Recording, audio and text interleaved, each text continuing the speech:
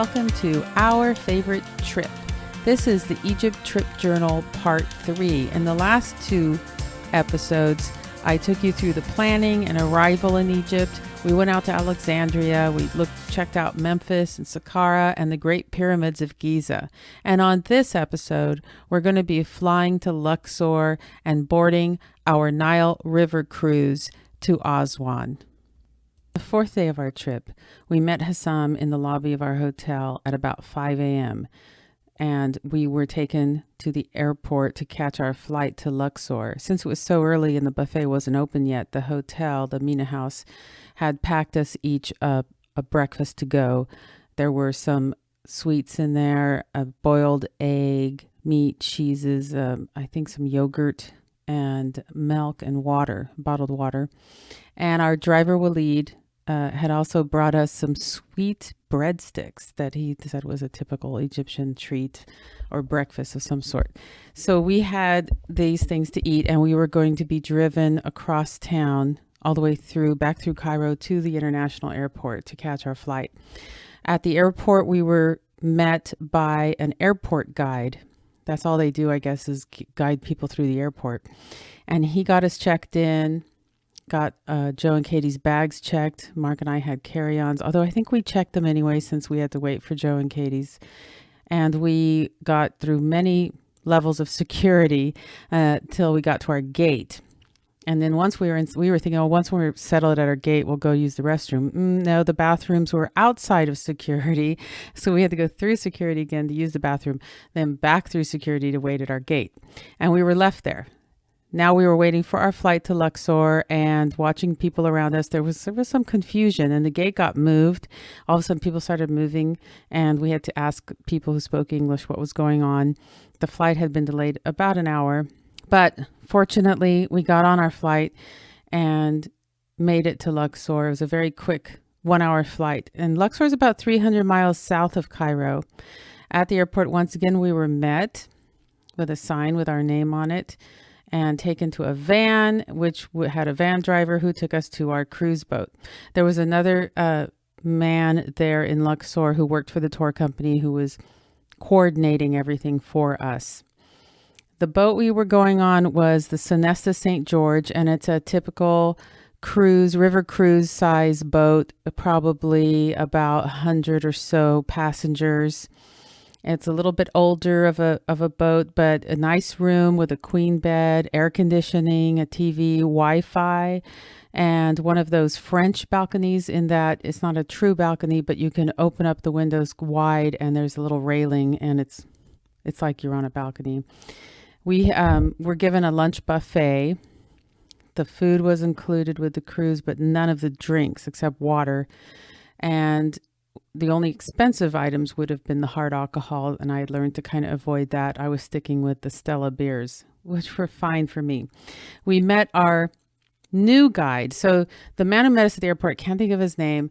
He introduced us to the guide that was going to be with us for the next 4 days, because we were going to spend 4 nights on this river cruise. And this man was going to be on the boat with us, and he would take us every day on our excursions. Before, as we were all sitting down getting to know each other, the guide in Luxor that met us at the airport, he says to me, "So you're Egyptian, right?" And I was like, "No, I don't have any Egyptian in me. I'm Portuguese descent." And he said, "But your face, you look so Egyptian." And he started pulling up somewhat famous Egyptian singers, women, and artists of some sort. And he said, "See, doesn't she look like them? I thought you were Egyptian." I said, "No, I don't have any Egyptian in me." That's just the way it is. Off into Luxor to our first stop. Now, Luxor is a city of about 700,000 people, but it did seem a lot calmer than Cairo. It's farm country, a lot of farming around there, right there off by the Nile. Sugarcane, they say, was their main crop, but they also grow bananas and all kinds of other row crops. And there are canals irrigating everywhere. I guess in the really old days, they just relied on the annual flooding of the Nile to fertilize the ground and water it. But that's been put under control by the government, by the building of the Aswan Dam. In Luxor, we headed off to our first stop, which is the Karnak temples, or the temple complex of Karnak. The temple complex of Karnak was originally built to worship the sun god Amun-Ra, and of course many other gods. It's about 1,500 years it took to build, or at least they worked on this temple complex. Every pharaoh that came along wanted to add to it and add their own name and image to it. So it was being built from about 2000 to 1700 BC and then onwards. It was under sand, most of it. I think parts of it was sticking out until about the mid 1800s when they got serious about excavating the temple. It's located in Upper Egypt because the Nile flows from the south to the north into the Mediterranean Sea. So they refer to upriver as Upper Egypt. We spent about 3 hours exploring this fabulous complex. Hossein, our guide, has a wealth of knowledge. He has a degree in Egyptology. He also was very happy to be back doing tours. He can read the hieroglyphics. So any questions we had, he could answer. And he just talked and it was fascinating. The temple itself, many movies have been filmed there, including Death on the Nile from the 1970s, James Bond movies, the Tomb Raider movies. And we were noticing that Hossein, as we walked around this complex, was giving little tips to the tour. They weren't tour guides. They were like, you would say, guards at the complex. And he would give them a little tip so we could go across a rope and look behind the scenes. Wanted to make sure we had enough little cash to tip people too. As you step into the great hypostyle hall, you're overwhelmed by the beauty and the majesty of this space. This temple covers 62 acres, and the hypostyle hall alone is so large that it's big enough to hold both St. Peter's Cathedral at the Vatican and St. Paul's Cathedral in London within it. It has 6,000 square meters or 2.3 square miles of space. And these columns are 76 feet tall, about totally carved all the way around and painted. At the time it was all built, it was colorfully painted, brightly painted, and you can still see some paint if you look up high and in some shaded areas and more protected areas. It must have been amazing to walk in there and see this. About 134 of these humongous columns in this great hall. As we walked around, our guide pointed out different things to see in the hieroglyphics, including different gods and how to recognize them, including one particularly X-rated god who he always looked like he was happy to see you, if you know what I mean. This whole huge complex also has 4 obelisks still there, because many of the obelisks in Egypt were taken by the Romans, especially to decorate, and the French also took several. There's several in Paris, and they come from Egypt. Turkey also has a few. When we were first entering the great Temple of Karnak, we noticed an avenue lined with these ram-headed sphinxes. Some of them are right under their chin. There'd be a smaller figure of a man or a woman. And these ram-headed sphinxes, I don't know, they're on a pedestal, and they're a bit taller than a man standing. And they were lining this whole avenue. And our guide told us they actually used to run along a street that connected the Temple of Karnak to the Temple of Luxor, which a little over a mile, 1.8 mile, I think is what they told us, of these sphinxes. And many of them have been lost to time, or they were built over, the sand had covered them, the city had grown, people lived in homes on top of them, including our guide. But the government has been trying to excavate this avenue and reconstruct these sphinxes, and they are repossessing the land and the homes that these families lived in, including our guide's home, had been bought eminent domain, and they had been paid a price for their home so that the government could rebuild this road. And he says when it's done, it's going to be even going to be lit at night. It's going to be quite the sight to see. In Egypt, everywhere you go, there's antiquities, and anywhere you dig, you're going to hit something. So even the local citizens know that perhaps underneath their floors of their own house, there might be some treasures.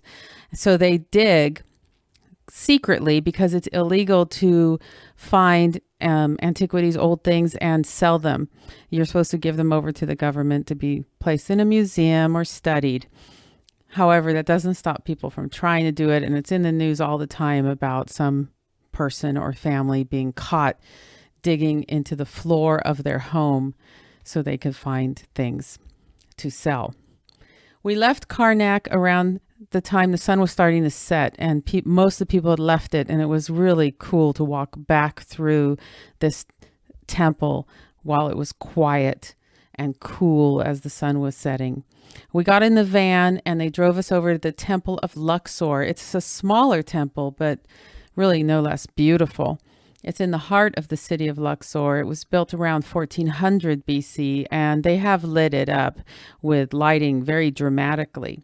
The day had been very nice that day, probably in the 80s, but now the sun was setting, was even cooler, which I really liked. And some of the carvings we saw as we wandered through the Temple of Luxor included one of belly dancers, and these women were bent over backwards and snapping their fingers, and they were topless, but very beautifully done. And they had also carved many scenes of the conquests of war. And also you could see how the temple used to be underground, under sand and dirt, because up on top, standing on the ancient columns themselves, was an active mosque, the Abu Hagag Mosque, within the grounds of the temple, but up on top of the columns. And that part of the Luxor temple was converted to a church by the Romans in 395 AD, and then it was converted to a mosque in 640 AD. So it was getting late, and we were supposed to be back at the ship for dinner. However, we really wanted to see the old Winter Palace Hotel, which is run by Sofitel now. And this hotel was built in around 1907 during the age of Egyptology and tourists from Europe coming to see all the wonders. It was a place where Lord Carnarvon stayed. He was the patron of Howard Carter, the man who found King Tut's tomb, famously. Agatha Christie stayed there when she was writing Death on the Nile, and it had beautiful gardens. And so we wanted to stop. So our tour guide said, why not? Let's try to do it. So we did go in and took a very, very fast look around. I like old hotels, but there was no time to have a drink. We did peek out the back of it to see the beautiful gardens. We had dinner on the boat around 7:30. Our guide Hossein said we were very lucky to be on this particular ship because the food, in his opinion, was superior to many of the other river cruise ships. He said he was working on one time where the food was so bland. He said it wasn't bad. It was just so boring and bland that the chef, who was an Egyptian man, he had been ordered and told what to make for this cruise. He found it too boring and bland, and he would go ashore and eat his meals. On the ship during dinner especially, we looked around and noticed our fellow passengers, which were many Americans, Europeans, and there was one couple in particular that we had noticed before, and apparently they were using the same tour company we were using, but they had their own guide. We had noticed them the first time when we went on the camel ride out into the desert to see the pyramids. As we were returning, this couple were on their own camels, and they looked very pretty, good looking, well dressed, dramatic almost, and we bumped into them a few more times while we were touring around, and we just started referring to them as the movie stars. Like, wonder who those movie stars are. And we asked our tour guide, and he was like, I don't know who they are, but they are with the same company. And on the ship there, they were on the same ship with us. Later on, we did find out who they were, but for now we were just calling them the movie stars, and they were very friendly, very nice people. On day 5, we were up early because today we were going off to the Valley of the Queens and the Valley of the Kings. I dressed loosely in some loose khakis and a loose blouse, and I had my hat and my sunglasses. We were prepared for much warmer weather, although it wasn't as bad as it could have been.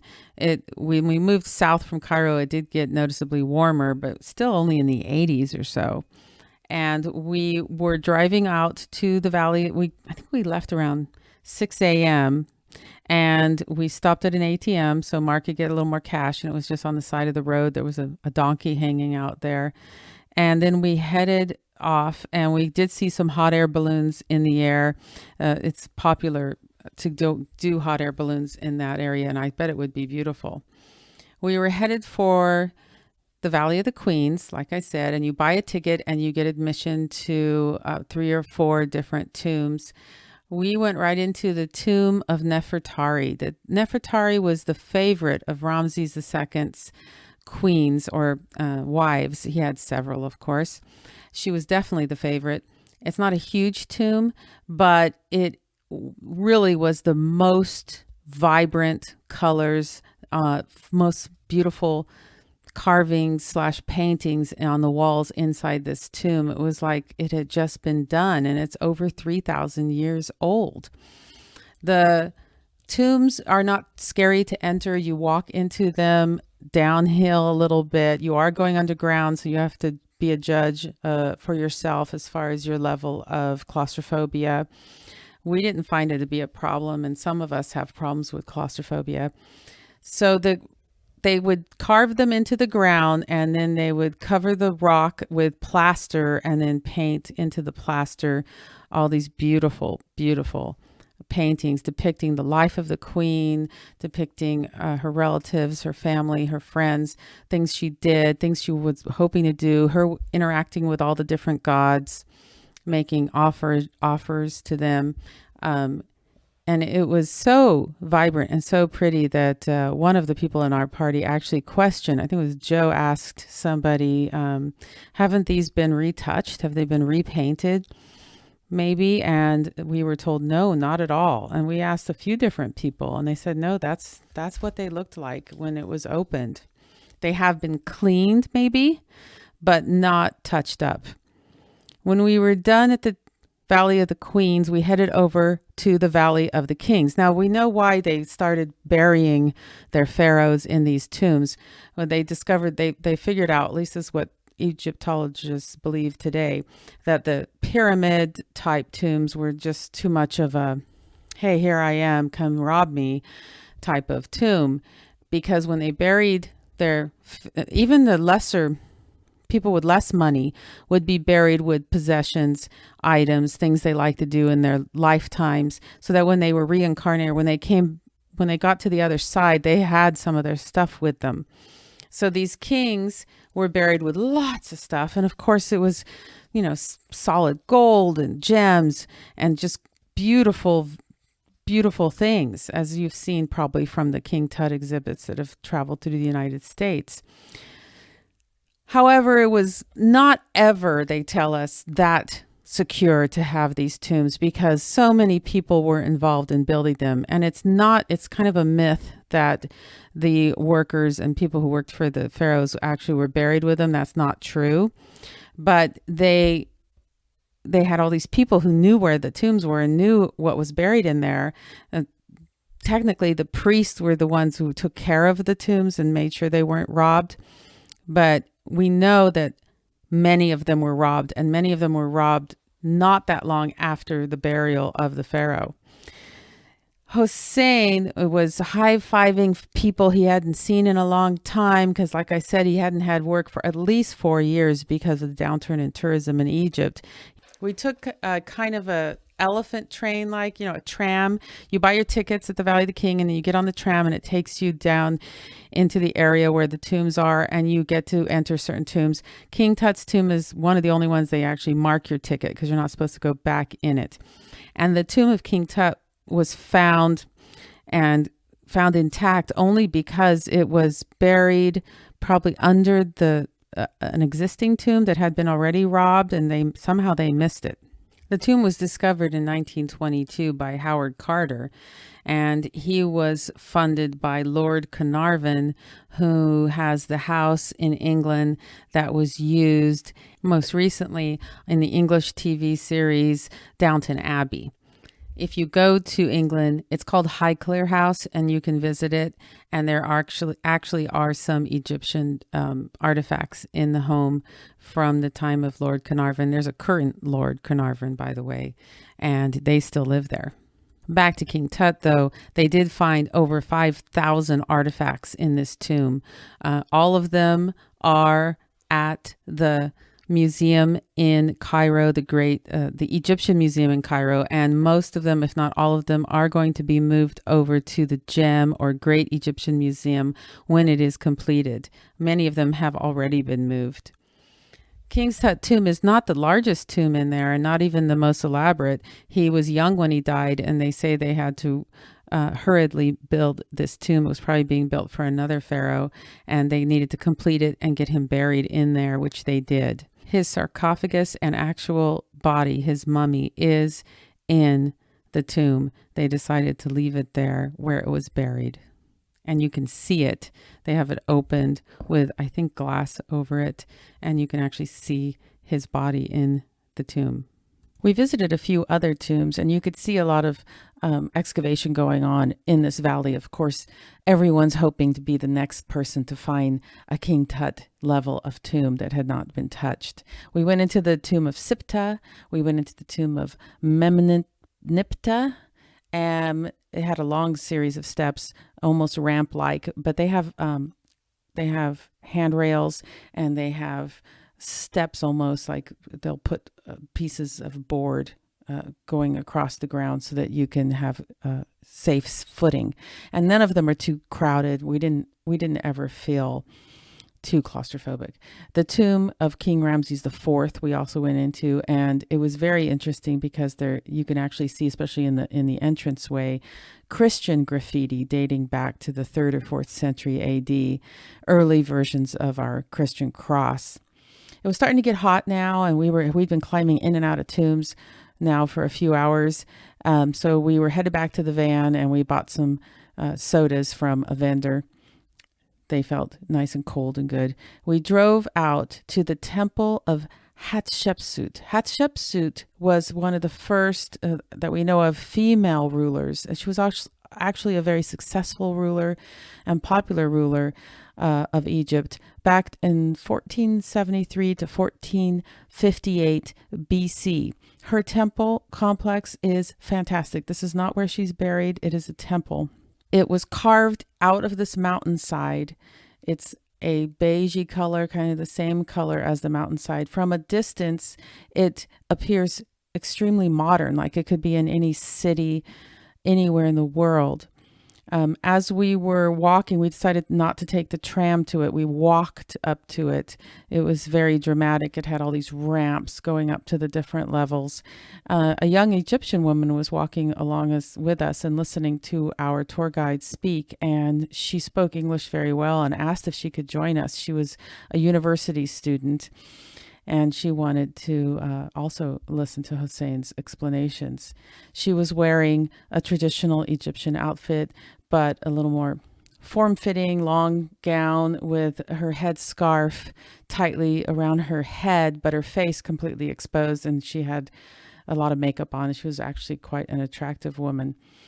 There were lots of Egyptian tourists at this temple of Hatshepsut. I think just maybe the timing as we were arriving was when they would be arriving from school, lots of school groups, children's groups, and they were in various forms of dress, from very conservative, full covered, covering like you would picture a Muslim woman in a hijab, or the burqas, many different levels. And they'd be in their burqas with just their eyes showing, and they'd have sunglasses on, and they were still taking selfies with the picture of with the temple behind them or with their friends. We toured around the temple of Hatshepsut. She had certain gods that she wanted to emphasize, including one that had giant cow ears. I think she was a goddess of fertility of some sort. Hatshepsut would have herself depicted with a beard or wearing male clothing, just so that people would think of her as a strong leader and not just a weak female. But she was a female because she had her stepson, I think it was a stepson, had him put away, far away when she came into power. She was supposed to be just holding the spot for him till he came of age, but she had him sent away and she took over. And when he got old enough to figure this all out, he came back and he was not happy about it. And I don't remember if he killed her or if she died of a natural death, but when he came to power, he had many of the images of Hatshepsut destroyed and removed, and even like her face scrubbed off any carvings. Heading back to the van to go to our next stop, we walked through the many tourist stands where people are hawking their goods and trying to get you to buy things. And sometimes you can find kind of cool things, but a lot of it is you see it over and over again, the same stuff. And we've been warned many times about Egypt and how pushy they are on trying to get you to buy things, but we didn't have that much trouble. Maybe because we had our tour guide with him, and who knows what he was saying to them to the sides. We headed off to the next stop, which was the Colossi of Memnon. The Colossi of Memnon are these two enormous statues of one pharaoh. It's the same pharaoh apparently, and he's in a seated position. They are about 60 feet high, these two, and they estimate they're about 720 tons each. And they were excavated many centuries ago. The Romans actually did a lot of work to rebuild them, and they're still doing major excavation in that area. There's a temple there to Amenophis the third, and like I said, it's been a tourist attraction back to the ages of the Greeks and Romans. We went back to the ship before lunch. Lunch was going to be served at 1, and we were going to be sailing up the Nile to Esna. Esna took about a 5-hour sail, and we went into the dining room, and the dining room is down a level in the boat, and the windows, it has windows, they look out right at the water level, and you see the water of the Nile lapping against the windows. After lunch, we went up to the top deck. They had awnings up there that you could sit under. They had a small swimming pool. I don't think it was hardly deep at all, but good enough to cool off. And they had a hot tub, and there were a handful of people taking advantage of the beautiful sunny weather, including Katie and Joe, who put on their bathing suits and took advantage of the sun to do a little sunbathing and get a little wet. Mark and I sat under the awning reading and going through our phones, because we had Wi-Fi. Well, he did mostly reading and writing.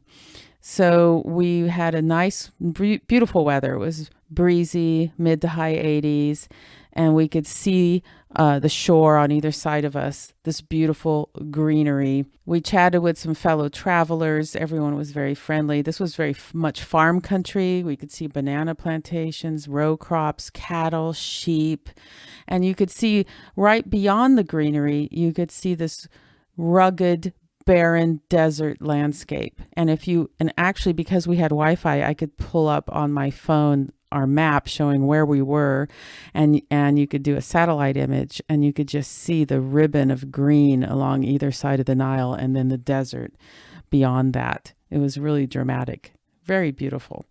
They served an English high tea up on the deck around between 4 and 5, and they had lots of scones and little desserts and finger sandwiches. We went through a lock, and a lock is where on a river the boat goes into this area. They shut the gate behind you, and then they can raise the level of the water or lower it depending which way you have to go, so that you could get to a higher part of the river or a lower part. We were going up, and as we were approaching the lock, there was a town there, or city, and there were all these Egyptian men in little rowboats, usually 1 or 2 men per boat, and they were yelling up to us, hey, tourist, hey, we have things for sale. And you'd look over the edge, and they would throw something at you onto the boat for you to buy, and it was wrapped up in plastic, and it would be a blanket or a tablecloth.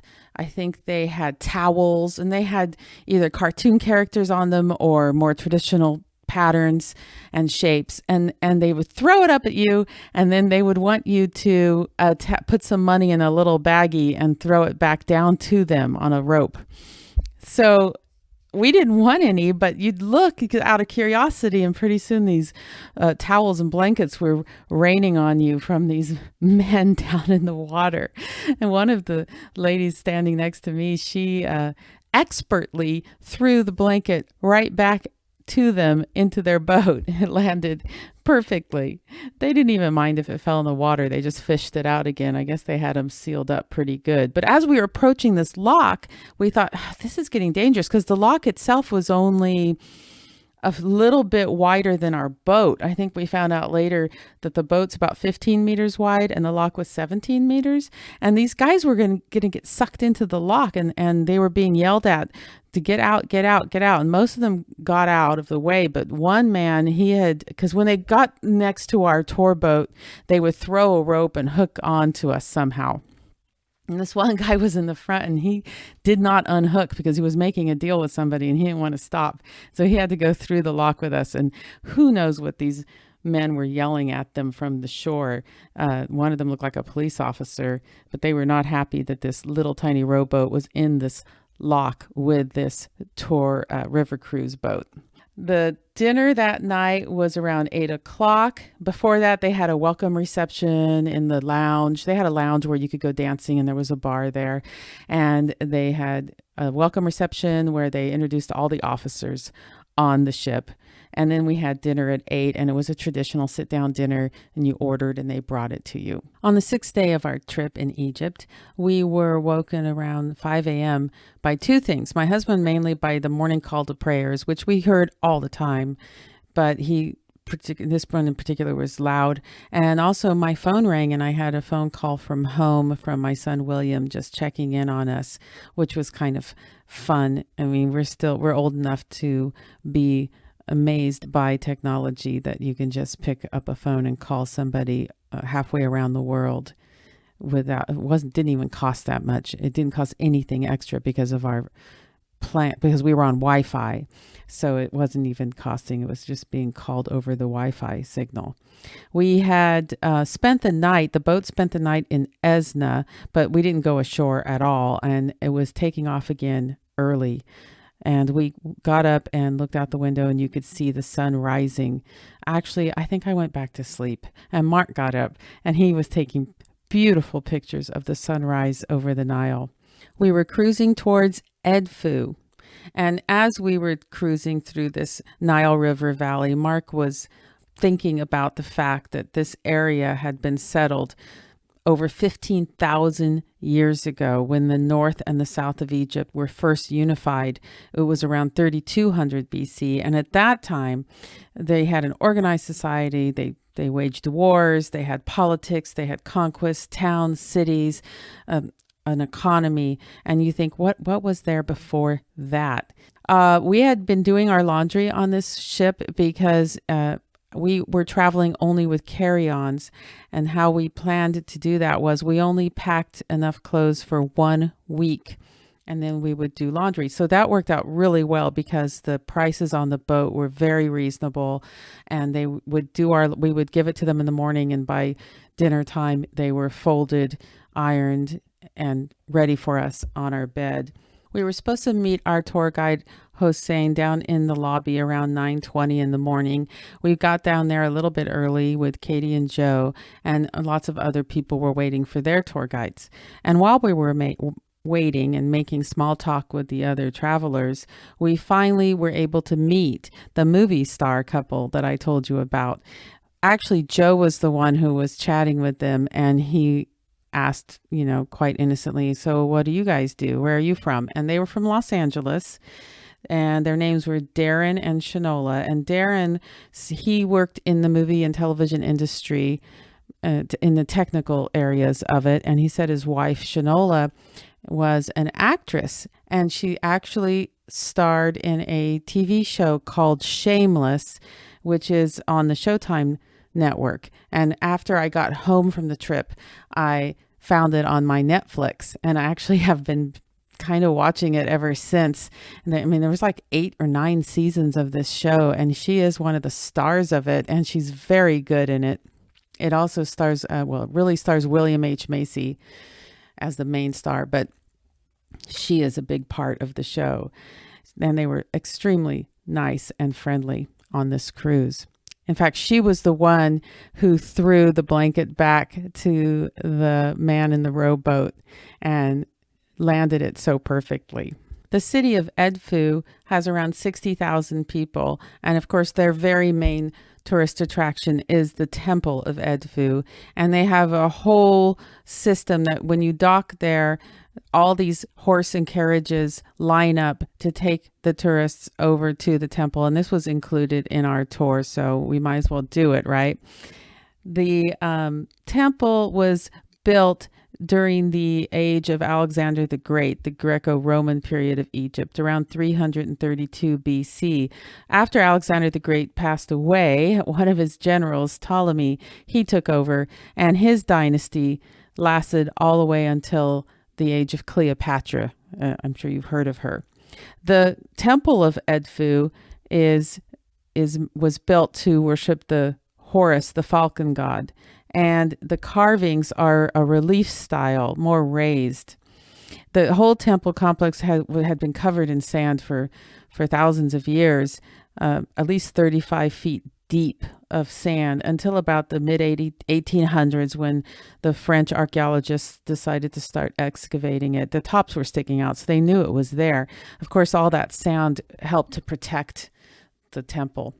It was a very beautiful temple, one of my favorites. So this one had stones in it. You know, many of the temples, the reason it was protected is because it was buried in sand, and many of these old buildings had been taken apart over the centuries, and the stones used to make other buildings. In fact, this one had stones in it from an older Egyptian temple. Took a couple hours visiting it, and then we took the carriage ride back to the ship, back through town, which by now was really bustling. I mean, you saw old men in traditional Egyptian clothing, clutching their iPhones while driving their donkey cart, and cows in the back of pickups, and people at their coffee shops, all with their cell phones. Many open-air street markets, farmers markets, women bustling about. And when we got back to the ship, there was a man who was selling everybody photos of them in their carriage rides, in their carriages. And although we didn't really need it because I did have my own camera, we did purchase one because it's a good way to help the local economy. And Mark, of course, had to bargain. He loves to bargain. The buffet lunch was served at that time on the top deck of the boat as we set sail from Edfu to our next destination. And Katie and Joe once again took a swim and did some sunbathing. And I think we took a nap because we had been up rather early. Around 6:20 that evening, as the sun was getting low, we docked next to the temple of Kom-Ombo. Once again, there were lots of other boats docked there. Sometimes when they dock these river boats, they actually go side by side. So you walk through them to get to the shore, and you walk through them to get back to your boat. And then sometimes they reshuffle while you're ashore. So it's kind of nice that you had someone like our tour guide who could find our boat for us. The temple of Kom-Ombo is outside of a city. I can't remember which one. And it was built to worship 2 gods, Horus the falcon god and Sobek, the crocodile god. Back in the day, this area was known for their crocodiles. But after they built the dam at Aswan, the crocodiles disappeared. I can't remember why exactly, but they're up now. They're only up above the dam, not below it. So this temple, as I said, was built. It was built in 2 halves. They mirror each other because they were built to worship these 2 gods at the same time. It was beautifully lit, and as the sun was setting, the lights were coming up on the temple. It was really a magical, beautiful, large temple.